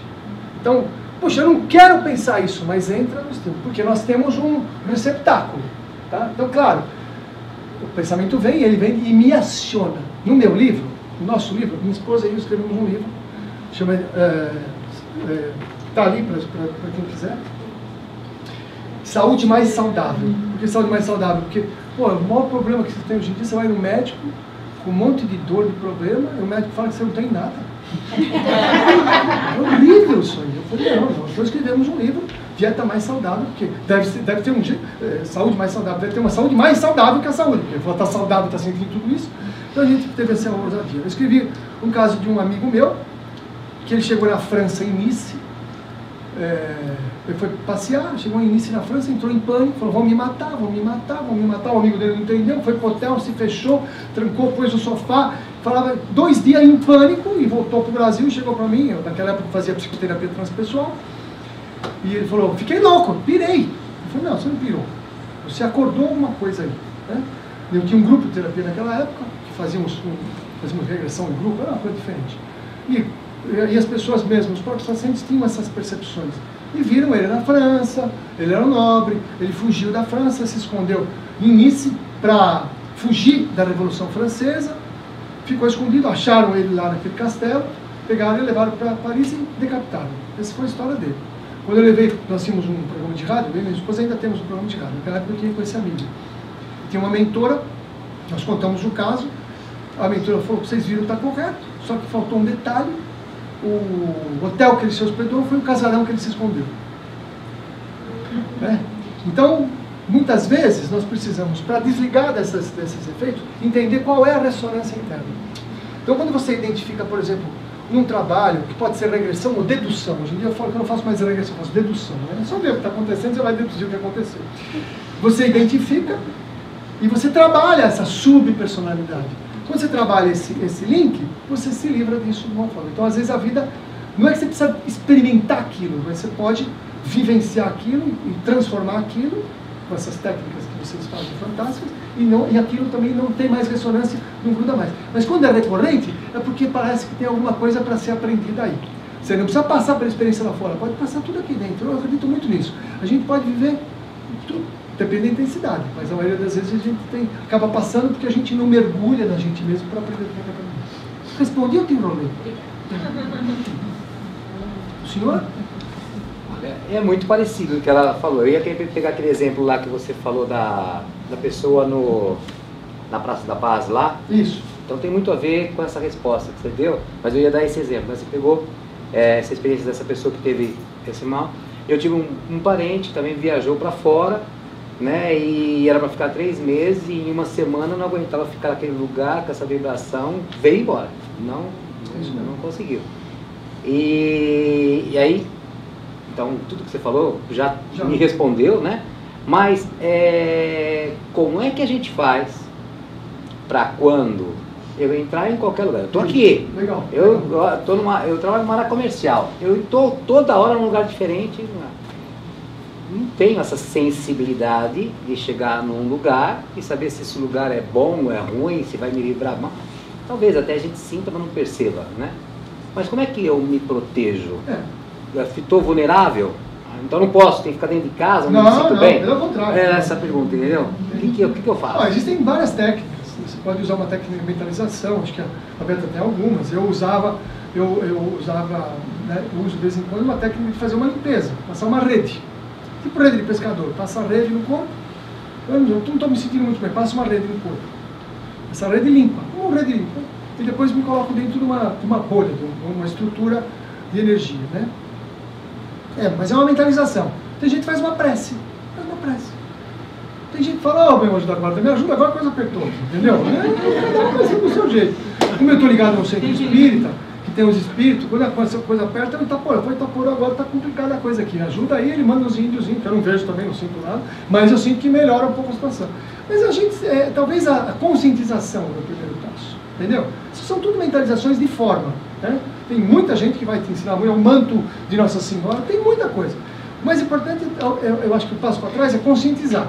Pô, isso que eu estou sentindo é meu, só meu. E quando eu fazia essas terapias, era muito comum o pessoal ia viajar para a Europa, passava mal, né? Ele ligava lá, eu estou aqui perto do Coliseu, estou passando mal, vamos me matar. Eu falei, calma. O que você pode fazer nessa hora? Repetir o próprio nome. Quando você repete, imagina a tela de computador. Você tem aqui uma tela, aí aparece uma outra tela na frente. Essa tela aqui não te interessa, você minimiza ela. Depois você pode fechar, mas agora você minimiza. Então a gente está num lugar e essa tela é uma subpersonalidade, talvez até de outra vida. Você precisa minimizar ela. Como? Você repete o próprio nome, a idade atual e o ano que você está. Então, Rubens Cascapeira Júnior, tenho 35 anos, não, pode mentir. E estou no ano de 2015. Aí eu, pomba. Então tem gente que saía do pânico só fazendo esse mantra de fortalecer a personalidade atual. E agora assim, tem uma personalidade, um dia eu preciso tratar. Aí vem Beta, é o seguinte, eu preciso fazer isso aqui. Aí a Beta põe um cliquezinho, abre, tal, eu já ponho lá, ela faz que nem Vitória, ela faz assim, sabe que nem limpa aqui e tal, já é uma beleza, eu queria saber isso, mas pelo menos é uma maneira de... Mas a consciência é importante. Legal essa pergunta, porque geralmente as pessoas que eu conheci até hoje que dizem que não tem sensibilidade são as que mais têm. Falar, não tem sensibilidade, isso daí é o problema. Acho que tem os lugares que você já sabe que é zica. Você já sabe. Então você vai, sei lá, eu sou artista. Aí você concorre a um prêmio.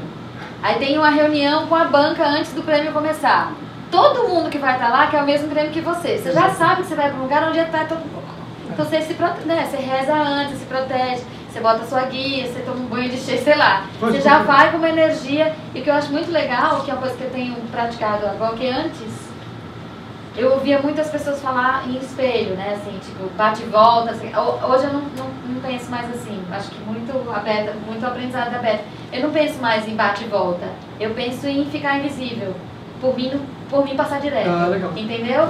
Porque eu não quero devolver essa energia para a pessoa. Eu quero estar... Não é meu. Sim. Não me pertence. Eu acho que é bacana também um adendo para isso, que assim, a gente precisa de proteção até quando a gente aprende que não precisa de proteção. Então, um mantra de proteção é ativar escudos protetores em todas as direções e manter, né? Então, você vai entrar num ambiente que você pensa que não vai estar bom, então ativar escudos protetores ou então ativar a pirâmide de proteção. Então aí são mantras um pouco mais tecnológicos, né? E aí você desativa. Por que é importante desativar? Porque senão você também se blinda para outras coisas, né? Então muitas vezes as pessoas ficam o tempo inteiro ativando escudos protetores e de repente você se protege de um amor, de uma grande amizade, de coisas positivas, né? Então, quando que você aprende que não precisa proteger? Quando você não presume um ataque. Se eu não vou ser atacado, eu não tenho que entrar numa energia vibratória de que eu vou ser atacado. Legal, legal. Jô, tem uma coisa para falar disso? Minha esposa também trabalha com umas técnicas bem interessantes. Ela é a nossa próxima convidada. Responsa, hein? Aliás, ela está fazendo um curso aquele curso que ela faz de dieta anti-inflamatória, fantástico. Nossa, o pessoal dava. Um dia, se quiser também, o pessoal está interessado, vem fazer um curso de dieta anti-inflamatória aqui. Explica tudo sobre os alimentos e as doenças, muito legal. Quem vai? A Beta falou da questão de a gente se proteger de alguma coisa assim. Eu tenho uma história que eu viajava muito pelo mundo. Eu optei por trabalhar para as polícias federal, marinha, combate, muitas artes marciais, sei me defender muito bem. E uma vez eu chegando de um lugar muito lindo, que era meu sonho conhecer, mas eu só ia a trabalho. Eu cheguei e a minha ex-mulher sempre ia me buscar no aeroporto, só reclamando que tinha conta para pagar. Onde eu falei, puta que eu pariu, eu faço uma viagem, ganho tanto, e ela não pagou a minha conta de celular. Melhor morrer, pensei. Demorou 40 minutos, 4 vagabundos me pegaram no carro na porta da minha casa, minha ex-mulher e minha filhinha entraram, eu fui pegar as malas. Eles falaram, vai pro banco de trás, tá bom. Aí eu falei, bom, eu falei que eu queria morrer, agora eu tenho que assumir. Então, em nenhum momento, eu pensei em me defender. Aí os dois saíram do meu lado, ficou um menino, de 16, 17 anos dirigindo, e o outro com a arma no colo, e eu com uma faca que ela já viu, que eu abro até cá, falei, posso degolar esse moleque, mas não vou degolar, porque isso aqui é uma lição para mim. Eu tenho alguma coisa para aprender com eles. Uma coisa que ia ser um sequestro relâmpago, eles acharam que eu era muito rico, não virou um sequestro relâmpago. Eu fiquei 2 dias num cativeiro que era super legal. Imagina se eu não fosse mergulhador de combate. Era o porta-mala do meu carro, ainda com uma mala, apertadinho no meio. Eles me levavam de São Bernardo para o Taboão da Serra, para o Heliópolis, só me tiravam na frente de pessoas muito legais, assim, com AR-15, com mergulhador, tudo, me colocavam na beira de rio. E em nenhum momento eu fiquei com raiva deles. Eu falei, eu pedi isso, então eu tenho que arrumar uma saída para isso. Tudo bem. Aí depois que eles viram que não ia sair o dinheiro que eles queriam, eles me levaram num rio, na beira de um rio, me colocaram, ligaram para minha ex-mulher e falaram assim, olha aqui, vagabunda, nós vamos matar esse filho de uma puta aqui, porque a gente sabe que você tem dinheiro e você não quer dar. Aí na hora parece que eu ouvi uma voz assim, que a minha explicação era ou do meu anjo da guarda, ou de Deus, ou do meu Exu, ou seja lá de quem fosse. Bom, você pediu isso, você quer sair dessa situação? Eu falei, bom, já tive 5 paradas cardíacas, passei por mais de 30 cirurgias, acho que eu vou sair, eu quero sair. Ele falou, então você vai lá e beija os meninos. Eles me colocaram no rio e todos eles apontando a arma mais pertinho assim da minha cabeça, não tinha como errar, né? Aí eles passaram o telefone para mim, fala aí, vagabunda, você vai escutar os tecos conversando com ele. Eu peguei o telefone e falei, mamãe, eu chamava ela de mamãe, estou aqui com os meninos, são pessoas maravilhosas que me deram uma lição de vida que só por Deus mesmo. Como eu beijo todo mundo, que meu irmão César aqui sabe como eu sou, e o irmão da Beta, que é meu irmão também, os dois, eu beijo todo mundo. Aí você vai lá beijar eles. Tá bom. Falei, estou aqui, vou até agradecer eles do meu jeito. Eu falei, vocês já sabem que eu não sou viado, eu estamos juntos há 2 dias, mas eu vou beijar vocês em agradecimento à lição de vida que vocês me deram. Depois vocês podem me destruir, picar, cortar, que eu fui preparado para ser torturado, já fui no Oriente Médio e tudo. Eu levantei, beijei, os 4. Na hora que eu olhei, eu deitei no chão de novo, eu estava com a arma abaixada. Ele falava assim, tio, o senhor não é desse planeta, né? Eu falei, bom, já não me chamou de vagabundo, de maluco, de filho da puta, isso daquilo, ele não está mais me futucando, me machucando com ponta de faca. Eu já estou no lucro. Eu falei, já me chamou de tio. Ele falou, a gente só agrediu o senhor até agora, e em nenhum momento o senhor quis agredir a gente. O senhor chama a gente de filho desde o começo. Meu pai nunca me chamou de filho. Aí outro moreninho fala até minha filha, fala assim, o senhor sabia que ninguém me beijou? Só prostituta, e quando eu estou bêbado, porque eu pago, mas eu não quero que me beije, mas eu estou bêbado, elas se aproveitam de mim. Só o senhor me beijou com amor, e eu abracei eles quando eu beijei. Aí eles ligaram para minhas mulheres de novo, porque desligou, né? Falou, dona Cátia, a gente vai soltar o seu Vicente, porque nós nunca vimos nada disso. E eles foram pegos, é lógico, a Polícia Federal, meus amigos, né? Aí chegou no juiz, o juiz olhou e falou, senhor Vicente, aqui diz que o senhor beijou os biltres, né? Ele chama de biltre, né? Polícia de vagabundo e delegado de meliante, né? O senhor beijou os biltres? Eu falei, beijei. Mas o senhor não teve medo? Eu falei, medo é uma palavra que eu retirei do meu dicionário. Como eu dou aula de mergulho para autista, para síndrome de Down, para tudo, ao invés de medo, eu prefiro que as pessoas usem receiozinho ou cagaço, menos medo, que é pesado. Então, em nenhum momento eu tive receiozinho e nem cagaço. Eu tinha eles como meus filhinhos de verdade mesmo. E daí eu saí vivo dessa situação. Estava aí conversando com a gente. Sem me proteger, né? Sem muita coisa. Obrigado.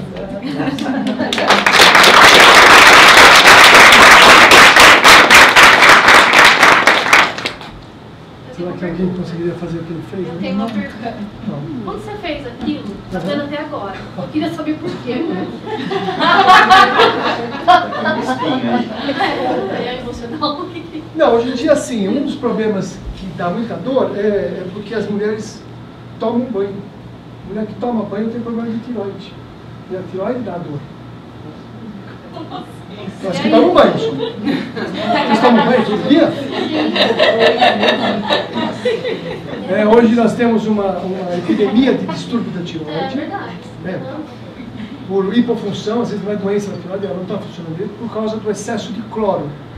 O cloro está nos intoxicando, toma banho, intoxica. O cloro compete com o iodo.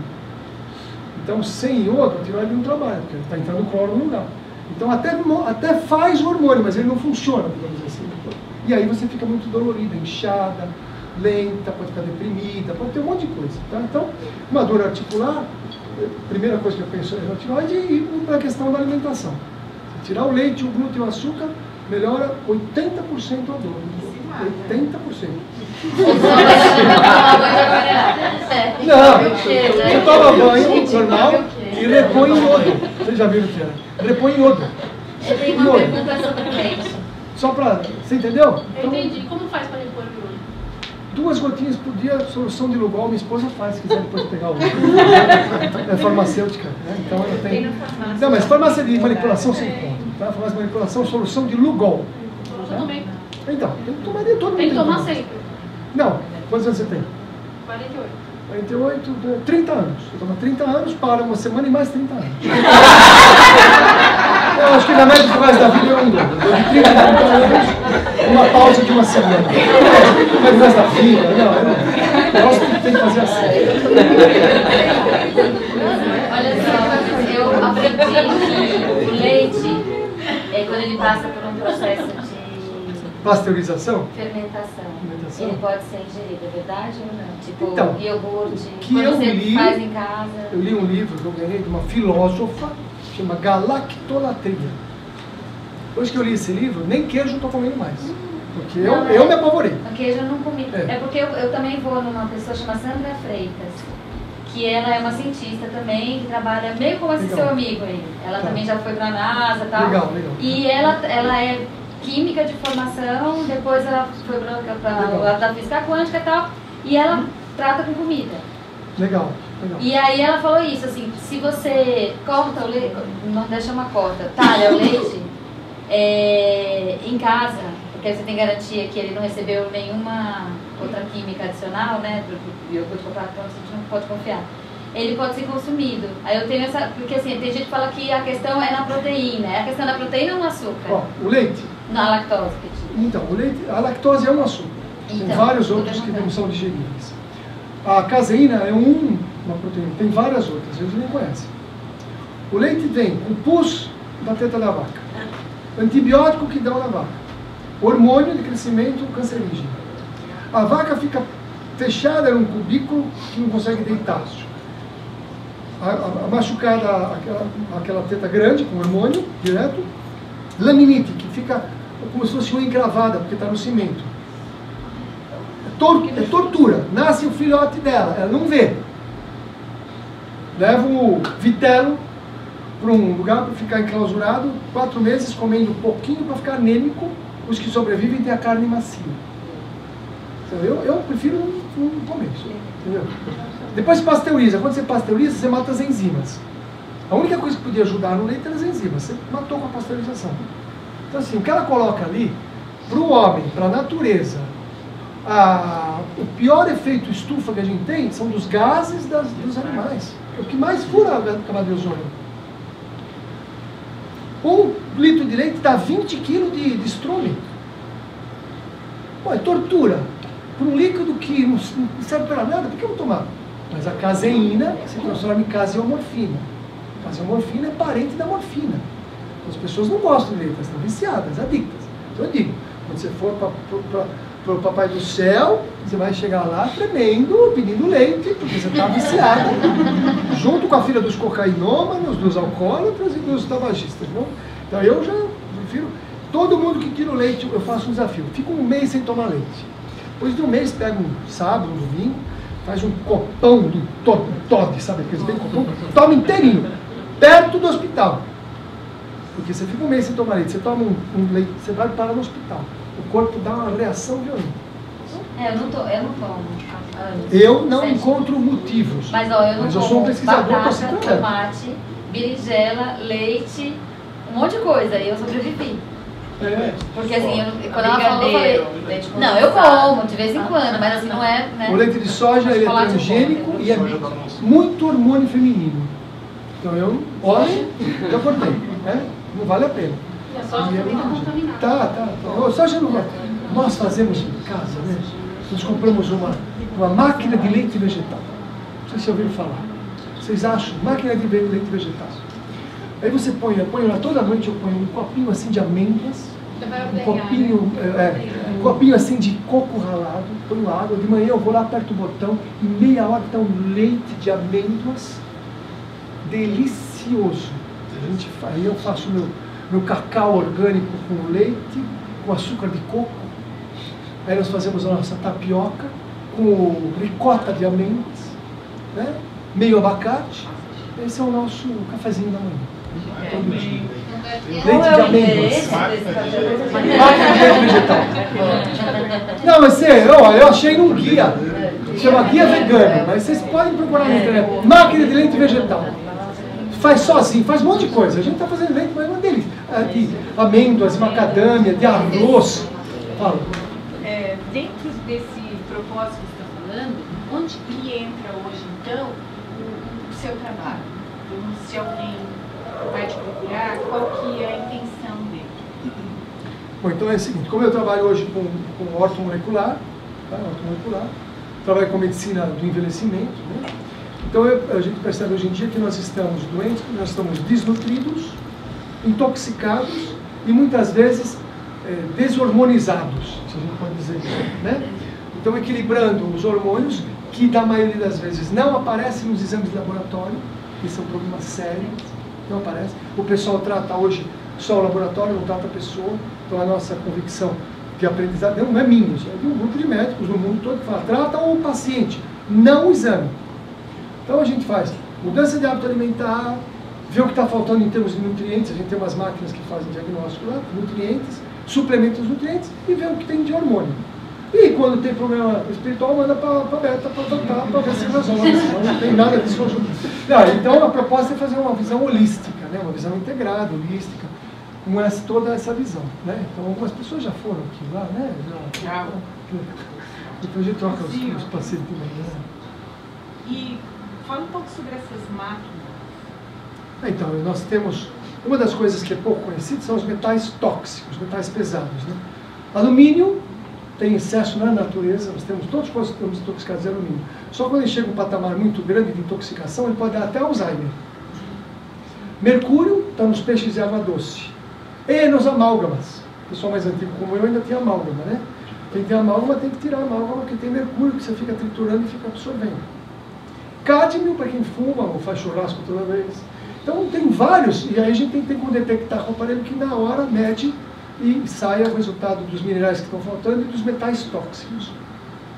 Outra máquina de biomagnetismo que a gente tem lá, ela faz um escaneamento do corpo e faz 60 itens no corpo, vê um monte de função. E a gente vai comparando, usando de sangue. Então a gente tem hoje em dia uns equipamentos diferentes aí que são usados até alguns em universidades, que prevê, por exemplo, uma pré-diabetes 10 anos antes. O ACE-TEC, completo 10 anos antes, você vai ter diabetes se você continuar esse estilo de vida. Então, umas coisas que ajudam a gente a não ficar só claro, conversa e tal, e acaba fazendo essa avaliação. Então, tem sido interessante a gente fazer essas coisas. E tem muita coisa para aprender ainda. Para quem se indicaria te procurar?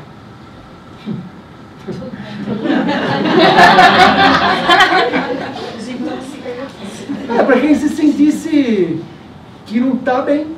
Então eu acho que a proposta é assim, porque eu acho que não só a mim, mas procurar um médico que tenha uma visão um pouquinho diferente, né? Porque eu acho que hoje em dia, aliás, eu sabia uma fofoca espiritual outro dia, São Pedro ficou doente, choveu muito, ele ficou com dengue. E ele não conseguiu se tratar. Ele procurou médico e não achou. Estavam todos no inferno.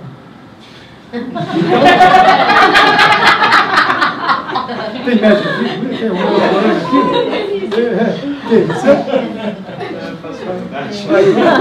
Então você concorda comigo, né? Então assim, o grande problema que eu vejo hoje em dia é que as pessoas têm queixas verdadeiras, reais. Né? Por exemplo, obesidade é uma doença inflamatória, alérgica, hormonal. Não é sem vergonhice. Obesidade é uma doença. Então o pessoal trata ainda como se fosse sem vergonhice, a pessoa come escondido. 98% dos pacientes obesos estão desnutridos.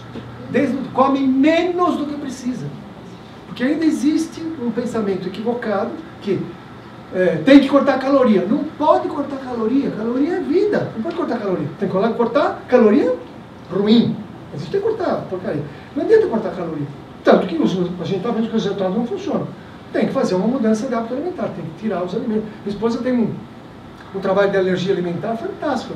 Ela mede, através de biofrequência, biorressonância, os alimentos que a pessoa tem intolerância. Ali na hora, tudo um aparelho que vai medindo. Quer dizer, então hoje em dia tem muitas coisas. Então é uma visão diferente. Infelizmente a medicina está muito fechada nos padrões, e médico é um problema, né? Porque vieram tudo do Olimpo. Você vai falar com o médico, eles estão tudo no Olimpo. Então você não consegue falar com eles, porque a linguagem do Olimpo é diferente. Né? Então eu rezo para que todos os médicos fiquem doentes. Porque quando o médico fica doente, ele desce do Olimpo um pouquinho, entendeu? O senhor segue aquela... O senhor da mesma linha do Dr. Laí Ribeiro? Também. Porque o Laí é um professor, né? Muito bom. Tá? Mas é a mesma linha, órgão molecular. Eu fiz um curso de medicina no envelhecimento e a gente fez junto. Depois ele começou a dar aula, mas a gente fez junto a graduação, a pós-graduação aqui no Brasil, a primeira que teve. Eu queria fazer uma pergunta complexa. Complexa. Porque eu acho que é complexa. Se todo mundo aqui, de alguma forma, acho que é testemunha do que está sendo falado aqui, de alguma forma, né? Mesmo quem é bem descrente já presenciou situações, né? Você falou da telepatia dos animais, não sei o quê. Eu tenho várias comprovações na minha vida de telepatia. Eu, pro meu marido, eu penso, nossa, eu preciso falar com o Leandro, me dá um segundo, ele telefona pra mim. Então, assim, isso acontece frequentemente. Por que, se isso é tão real, a gente sabe por que acontece, por que é tão difícil esse bem e esse pensamento de consciência ser disseminado? Eu vou trazer um pensamento meu que eu nem... Sabe, a gente vai lendo ou em algum lugar, eu sinto assim. O nosso planeta tem uma polaridade muito grande, bem e mal.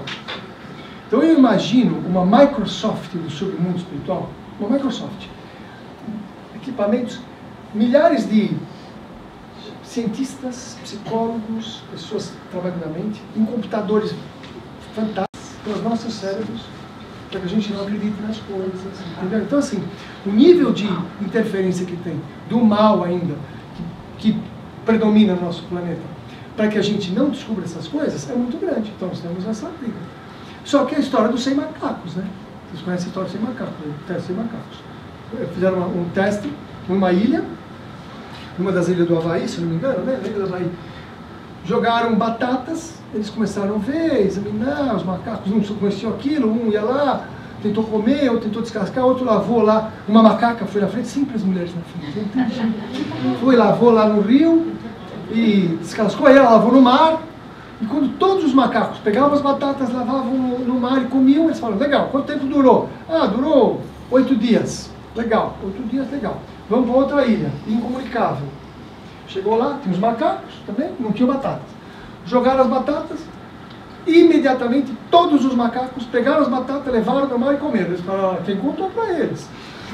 Acabou com a nossa brincadeira.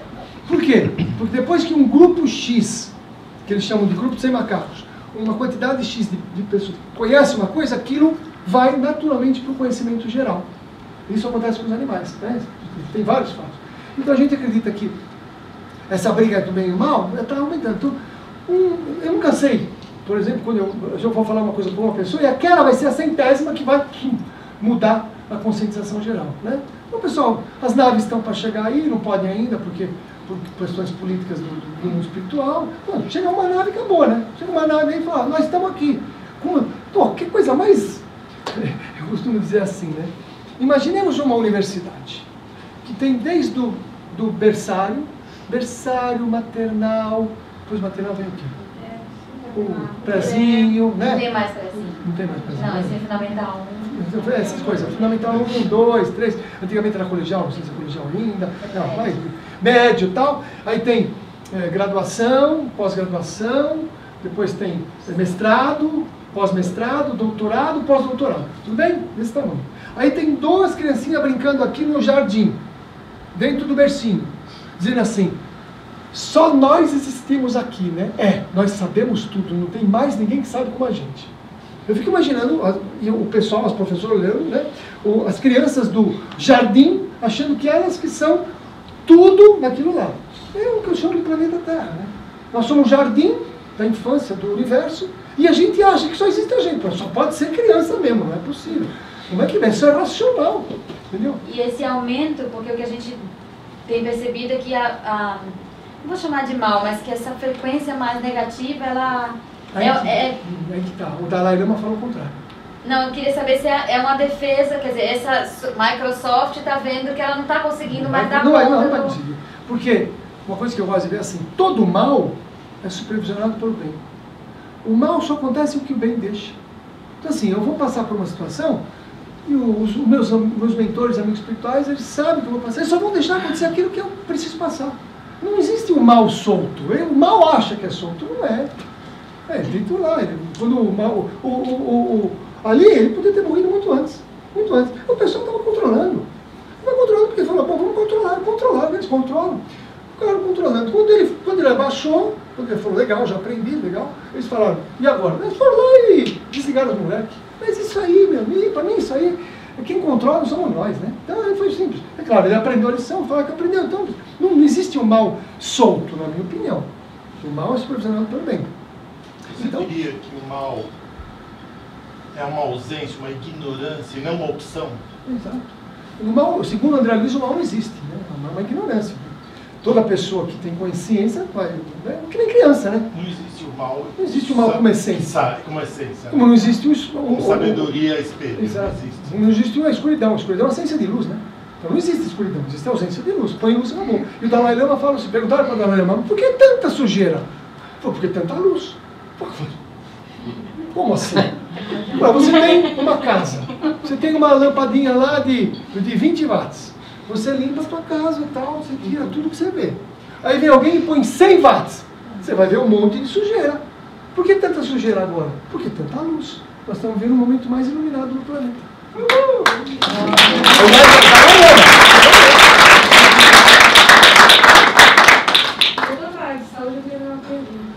É uma política grande sobre reposição hormonal, né, para mulheres, principalmente. sobre futuramente você causar um câncer e tudo mais, e muita gente fica nas mãos dos médicos lá, que estão lá no Olimpo e não estão nem aí pra gente. E eu tô nessa situação, eu discuti já com várias pessoas, e eu rodo, não alcanço. Em 2002, fizeram um trabalho científico grande, WHI, nos Estados Unidos, e um outro grande na Inglaterra. Eles deram reposição hormonal para as mulheres, umas sem reposição e outras com reposição hormonal, e constataram depois de um tempo que aumentou muito o câncer de mama. Então esse trabalho, famoso, muito conhecido pelos ginecologistas, disse o seguinte: reposição hormonal traz câncer de mama. Progesterona. Qual progesterona? Não, reposição hormonal. Acetato de hidroxiprogesterona. Exatamente. Eu vou chegar lá. Exatamente. Aí o que acontece? Os médicos que começaram a estudar a medicina do envelhecimento acham um absurdo isso. Não entenderam, foram estudar o trabalho científico. O trabalho científico é o seguinte, tem que ler, né? Porque eles começaram a ver, para um pouquinho. Eles usaram, para reposição hormonal, um hormônio que faz parte de 38 hormônios de dejetos de urina de égua grávida. Eles pegavam a égua grávida, pegavam a urina dela, extraíam 38, nenhum tem no ser humano, nenhum. Então, para um pouquinho. Você não pode fazer um trabalho científico dizendo que isso aqui é reposição hormonal. E a progesterona, isso é o estrogênio. E a progesterona é um acetato de progesterona. Pouca gente eu conheço que faz esse trabalho nesse nível que a Beta faz. A gente conhece muita gente, então. E agradeço muito a oportunidade. Eu me senti muito bem aqui, né? Tanto que não pode falar, né? Só que nós temos que ir embora porque tem a nenê em casa, 3 anos e meio, 2 anos e meio, uma nenê ortomolecular. Não come glúten, não toma leite, é um tourinho, não fica doente. E vai até 00:30, 1h, e a gente aguenta, se ela está esperando a gente.